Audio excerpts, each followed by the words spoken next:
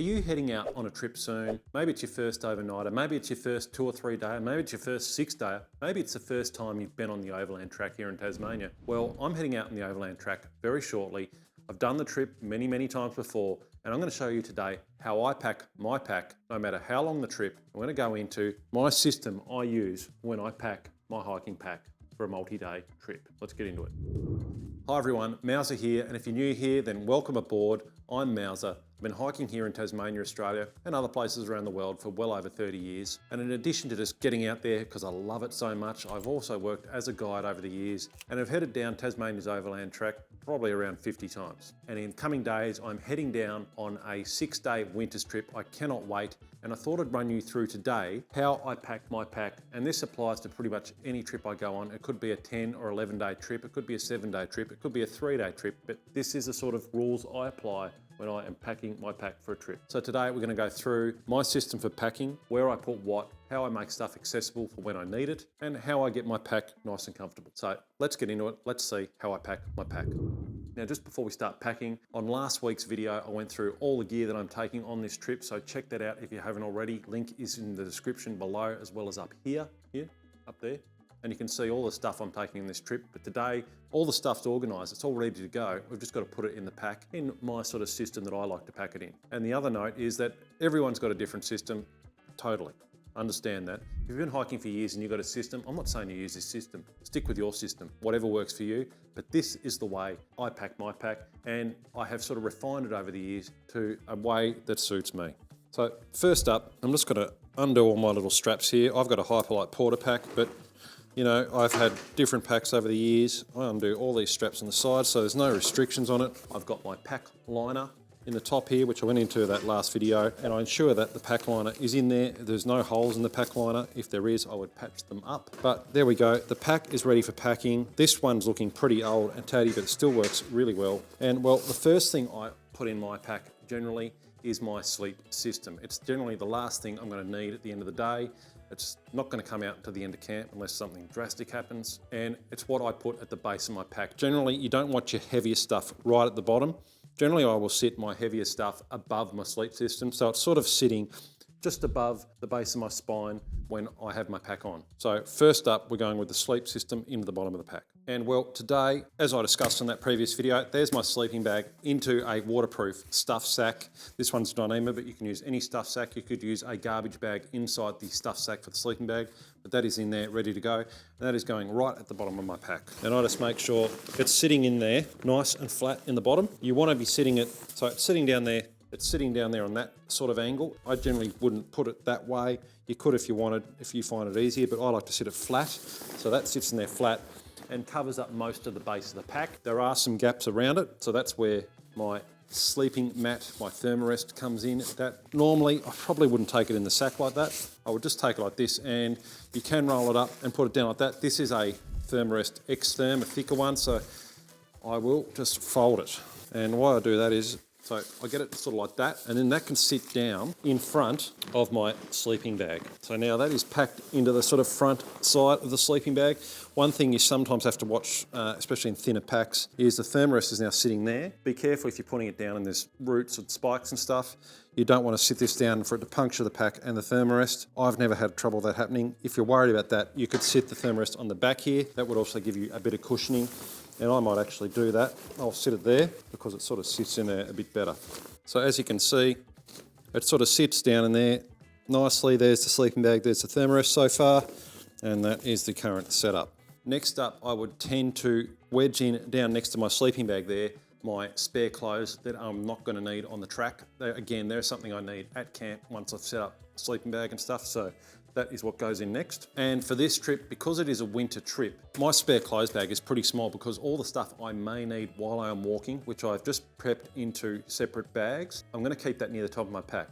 This is things like spare socks, some warmer spare pants, a spare thermal, and some underwear. That is all in this tinier bag. Waterproof sack, again, I put everything inside waterproof sacks that then goes inside this big waterproof liner. So yeah, that's my spare clothes. It's pretty minimal because, like I said, everything is there. It's going to be at ready access if I need it while I'm on the track, if things get crazy. So this then goes in, and I'm going to just get that down That's actually going to sit just on top of the sleeping bag, and I'm going to really push it down in there. And then I'm going to look for something here. Yeah. All right, so now I've got a few gaps, and again, as you can see, so we've got in there a bit of a gap on the side of the pack there. That is where my first food bag is going to go. So generally the food, when you're starting a trip, is your heaviest item. That then goes in next because it's going to be sitting just above the hip belt on the pack here. It's going to be sitting just above there, and that's where I sort of want it to sit, and I will feel very comfy because I've got some lighter stuff in the base, and now I've got a good foundation to put the food into. So I separate my food into generally a snacks bag with all the drinks and snacks in one bag. I will then have the lunches and breakfasts in another bag. This is just a system I have developed for myself for my own mental clarity when I'm out there and I can't think straight potentially. So I know where everything sort of is. So this one here is I can tell that is my snacks bag. No, it's not, sorry. That is my snacks bag, and the snacks bag is the heaviest one. I've got lots of snacks each day. I've got drinks in there as well, so there's a lot of gear in there. Then I also have my dinner and dinner bag. Dinners are separate just because I like to have my food sort of into maybe 2 or 3 smaller bags so I can have a compartmentalisation system, a system of compartmentalisation happening in my bag, and I can easily get into these little nooks and crannies with these little bags of food. So that will go in next. It's not as heavy, that food bag, and that fills in one of the main gaps in there. Again, I've got now a nice layer there, all pretty flat, where I can now put in the heaviest bag of them all. I've fitted that food bag in there. I will probably fit that one in there as well. On top, that's a lighter food bag with my breakfast and lunches. And then this big mama, the main snack bag, that main snack bag will now go, and I'll sort of try, so I'm not off balance, I'm just going to move them around a bit. So this is sitting on the centre of the back. You'll see there that is now sort of central to the back of the pack. So all the weight is there and it's not to one side, so it's fairly balanced. So now you can see there, that's that main food bag. And if we come out here, you see on the pack, that food bag is sitting around there at the moment. So it's nice and central, sort of just above the hip belt here, and that is looking pretty good. I'm pretty happy with that so far. Okay, next item. At this point, I'll sort of have a look at what I've got remaining and what needs to be on top. What needs to be on top is my rain gear, my spare clothing that I might need while I'm on the track that I might need to put on quickly if things get cold. And I do have my stove and my tent as well. Now, normally I would have, if I'm carrying my tent or if my partner is carrying my tent, I would have that at ready access fairly close to the top. I would probably put that in around now for this trip actually, because I'm going to use my stove at lunchtime to make a hot drink because it's going to be cold. So what I think I will do with this tent, Stratus by Lee, it's got some supports that make it fairly rigid, so you can't pack it down much smaller than that. If I had another tent, I would really squash it down a bit inside the pack. So that tent is just sitting there above the food. I'm actually, because it's such a light tent, I think I would normally set it flat like that, but I think because it's so light, I've got a nice gap down the side of the pack there. I'm just going to push it down into that gap. It's not really going to destabilise the pack at all because it is such a light tent. It's going to give me a lot more room now around each side to sort of fit my other bits and pieces. I've got lots of gaps down in there, which are going to be good. I can put like my toiletries and stuff down in there, my first aid. There's heaps of room in here. I really don't have much left to put in, so we'll do that next. We'll get things like, this is my light first aid kit. That can just sit on top there actually, because then it's ready access. I've got a snake bite kit there. That's going to get down to there as well. So if you do it you pack the same sort of fashion every time, you'll get to know where everything is and where you sort of keep stuff. So that is in there. That could probably go down just a bit more. Goes down there. And again, I'm just pushing everything down. I mean, if you've got delicate food, don't be too aggressive, but that doesn't really worry me if stuff in my food gets broken to little bits, because it will happen anyway, probably. Okay, next we're going to put in things like my stove. That can sit in probably around the front here somewhere. So the stove will just sort of sit down there, and the gas canister can I'm just placing bits in now and just sort of like a jigsaw puzzle, I guess. They're just sitting in there nice and flat. Put the toilet paper in there as well somewhere. Again, this is all stuff I can access fairly easily now. I've got that main base in of the sleeping gear and the food, all that, and the tent, and all this stuff just goes around it, and I can access it if I need to while I'm on the track. Next up, I've got these camp shoes. I could have put them in a bit earlier actually, but I've just completely forgotten about them, but I'm going to find a little spot to wedge them down the edge here. There's a gap there. I'm just trying to fill in all these little hollow pockets that are down here. There's a couple, so that one will fill that one quite nicely. that is in there. I've got my down jacket I'm taking, or down and synthetic this is. But again, you can roll that up and into itself. You can put it in the supplied pocket and stuff it down to that. I just find that ends up taking more room. And with these sorts of things, I tend generally, if I've got a synthetic especially, I will just find a gap to stuff that down the front there. So yeah, it's down there in front of the tent, stuffed down in there. Now, if water were to get into the bag, that would be bad. Could affect the down in that, but that is synthetic and down. I'm not too worried about that. I've got lots of other layers to wear. It's a jacket I want to test out. Synthetic, I wouldn't hesitate to do that. And that is generally why I wouldn't put a sleeping bag in the same way as this, because I'd just be worried about getting wet. So yeah, that's where that goes. Stuff down in there. You can do that with any jacket. I also do the same with my fleece. So in this bag here, I have my sort of gear that I would need on track. And again, my fleece is in there. I probably shouldn't have put that in there. So I'll take that out, my North Face Future Fleece Zip hoodie. Again, I would just have that somewhere quite accessible on top of that down jacket. And that just sits there. It's at easy access. I can pull it out if I need it. I can pull it out quickly. And the rest of the stuff in this bag are things like my gloves, my beanie, a pair of thermal pants to put on if it gets really cold, because I'm going to start walking in shorts and probably overpants. So I'll put them in there.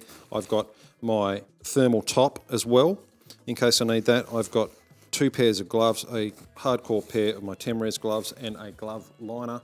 That stuff is all in there, and that is all easy access. Normally I would keep the spare thermal probably in my spare clothes, because I wouldn't need it during the summer or in the shoulder season, but they all go in there as well. Okay, so that is just sitting in there now, and we're almost there. And the one thing I will say about when you're packing, you'll be trying to get everything in there, and you'll be like, I can't fit it all in. You just play around with it. You sort of move things around a bit. This is feeling and looking pretty good. And we haven't got much left. I have got my, what I call my ditty bag, or my kit bag. I call it the kit bag. But in there I've got my cup, I've got my sunglasses case, I've got a head torch. So the head torch is at easy access at all times if I need it. I've got my spoon, I've got my InReach, a little notebook, that sort of thing. So that will go in as well. That goes in to the top at easy access. So I'll need that at lunchtime. Next up, and again, I should have put this in a bit earlier, but it's a tiny little bag with my spare battery, electronic stuff. That sits in there as well. That will just get stuffed down right down in a crevice down there. Because it's got a battery in it, probably better off in the middle of the pack so it doesn't get too cold, but I will fix it up. But again, like you can see, I'm just trying to fit stuff in now around, as long as I can access that important gear if I need to easily. That's my main concern. Last few items, we've got over trousers. I'll probably even start walking in them, so they're at ready access. My raincoat, and that all sort of sits there. So raincoat is in there. And what I would do with these, normally with my raincoat, once we're out on the track a couple of days, I tend to, when it's dry, I will roll my raincoat up. So roll it up into the hood like that, so you end up with it rolled up. I'll roll up my pants too. Once you're out on the track for a few days, what I will do, especially if the raincoat is damp, I will stuff it on the outside of the liner, between the liner and the pack, so it's not getting other gear wet, and it can sit in there sort of stuffed quite nicely. So you can see there, it's on the outside of the liner. That's how it would be if I was out on the track for a few days. Same would go for the pants. Again, you just sort of fit it in where you can, like I did with that down jacket, down the sides, and it's quite easy to do. But for now, the jacket and the pants go in there like that. There we go. I've got my trail crampons are in as well. They sit near the top because they will be coming out pretty quickly, I would imagine. And because I'm not wearing them straight out of the bat, the gaiters will just sit on the top there somewhere as well, so I can get them and put them on when we start. Got my trowel there, that just goes anywhere on the top where I can sort of put it. Be careful if you're putting it down the side here like this that it doesn't puncture your bag. So that just sits on the outside there. What else we got? Then that is about it. The only other stuff I've got are the stuff I'll be wearing. That sits outside the pack until I go. I'll also attach my little external shoulder pocket from Chicken Tramper Ultralight Gear. The first time I've trying this out, so I'll let you know how this goes. But it looks like a good little shoulder pouch. So that will go on there, locked in. Oh, my Hyperlite repack, could have put that with my food bags, but anyway, that's going in as well. That's all spare stuff that's not coming. So there we are, that is done. I've got some trekking poles as well, which I will have with me. We then get the pack and roll it up, pack liner, sorry, and roll it up, clip it up, and do the same. This is a pack with a roll top closure. Do the same with that, roll it up as much as you can. And again, I will repack this again, probably once or twice more, so I get a feel for where everything is, even though it's the same each time. I just like to do it a couple of times. Do up the top, do that, door them up. That pack is pretty much ready to go. So then we can pick it up. And gee, it's feeling pretty light. That is quite nice. Pack is on. And what I'm going to do now, just to check it, loosen off all the buckles.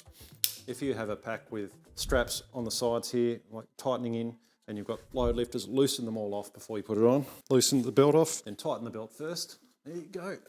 And I just get all these done up. Again, loosened off. Then if I had side tensioning straps, I would tighten them now. Start from the base, work your way up, tighten them off. That's feeling good. Tighten this one off, the chest strap, that brings it right in. Then I would just check the shoulder straps. I loosen them off a bit and just gradually, that's feeling pretty good. Then if I had load lifters, I would then tighten them in. And look, that's ready to go. I'm ready to walk. So that's feeling pretty good. Happy with that. I'm gonna head off on my walk. While I'm doing that, you go over and watch this video where I go into a few other backpacking, hiking tips and trips to make your next journey a little bit better.